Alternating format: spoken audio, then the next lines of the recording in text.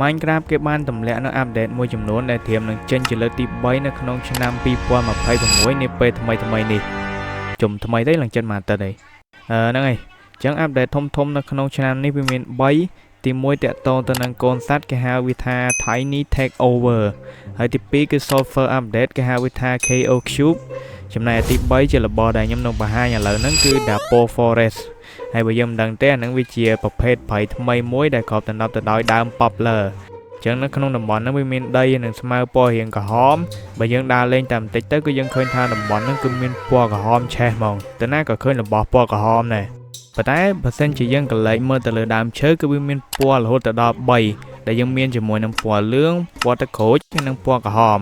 ហើយចំពោះដើមឈើទាំងអស់ហ្នឹងវាមិនមែនជាប្រភេទដើមឈើខុសគ្នាទេវាជាប្រភេទដើម Poplar តែមួយគ្រាន់តែថាដើម Poplar ហ្នឹងនៅពេលដែលយើងយកកូនវាទៅដាំវានឹងដុះចេញជាដើមឈើមកហើយដើមឈើហ្នឹងវានឹង random ចេញជាពណ៌ខុសគ្នាចំនួន3ពណ៌ដែលវាមានពណ៌លឿងពណ៌ក្រហមពណ៌ទឹកក្រូចអីហ្នឹងហើយតាក់ទងនឹងដើមហ្នឹងគឺយើងអាចកាប់វាយកទៅប្រើប្រាស់ដើម្បីសាងសង់ផ្ទះសង់អីចឹងទៅដែលប្រទេសឈើរបស់វាហ្នឹងមានពណ៌រាងប្រផេះហើយយើងក៏អាចយកវាទៅក្រាបចេញជារបស់ប្រើប្រាស់ផ្សេងទៀតបានជាច្រើនផងដែរ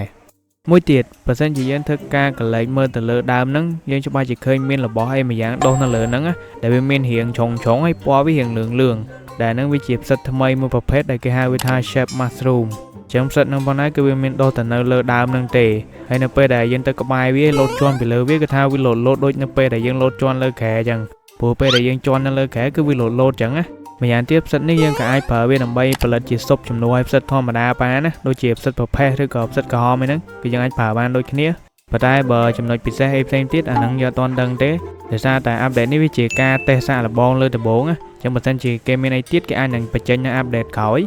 ហើយចឹងតំបន់ហ្នឹងគឺវាមានតែប៉ុណ្្នឹងតាមពិតវានៅមានស្មៅក្រហមមានអីទៀតគ្រាន់តែថាស្មៅហ្នឹងវាអត់មានប្រយោជន៍អីចឹងណាចឹងយើងមិនខ្វល់វាទេហើយរបស់ដែលយើងត្រូវខ្វល់ហ្នឹងគឺពីរនេះអូខេតាក់ទងនឹងរបស់ពីរហ្នឹងវាគួរតែមាននៅក្នុងហ្គេមយូរហើយប៉ុន្តែទៅតែមកដល់ឥឡូវក្រុមហ៊ុនគេសម្រេចដាក់វាចូលមកក្នុងហ្គេមណាដែលវាត្រូវចំណាយពេលឡើងជិត18ឆ្នាំទៅរំតែគេសម្រេចចិត្តដាក់វាចូលមកព្រោះបើយើងកលែងមើលទៅក្នុងកំណែថ្មីនេះគឺថាយើងអាចយករោមជាមដើម្បីទៅក្រាស់ចេញជាស្ទះហើយនឹងប្រទះ slab បានណាដែលរបស់ទាំងអស់ហ្នឹងវាគួរតែមាននៅក្នុងហ្គេមយូរហើយតែមិនដឹងមិនក្រុមហ៊ុនគេទៅញាក់ពីដីមិនដឹងអាហ្នឹងខ្ញុំមិនដឹងដែរប៉ុន្តែដែលសំខាន់ហ្នឹងគឺថាឥឡូវហ្នឹងគឺយើងបានវាមកលេងហើយយើងអាចយកវាទៅសាងសង់ឬក៏យកទៅ decor យកទៅអីចឹងណាឥឡូវយើងអាចមើលបានខ្ញុំយកវាមកធ្វើជាសាឡុងណានិយាយទៅគឺលយមែនតើអានេះបើថាទៅភាគច្រើនវាអាប់ដេតផ្ដោតទៅលើការសាងសង់ណាចឹងរបស់មួយចំនួនគឺល្អមែនតើសម្រាប់អ្នកសាងសង់ជប់សិនមិនមែនតែអ្នកសាងសង់ទេអាអ្នកដើរ survival ហ្នឹងក៏យើងមានរបស់ថ្មីមកដូចគ្នាដោយសារតែឥឡូវបើសិនជាយើងធ្វើការដើរទៅក្នុងព្រៃមិនថាព្រៃអីក៏ដោយយើងប្រកាសជាមានឱកាសជួបប្រទះជាមួយនឹងតង់ដែលគេបោះបង់ចោលហើយដោយសារតែវាជារបស់ដែលគេបោះចោលវាមិនដែលស្អាតទេវាធ្លុះធ្លាយអញ្ចឹងទៅ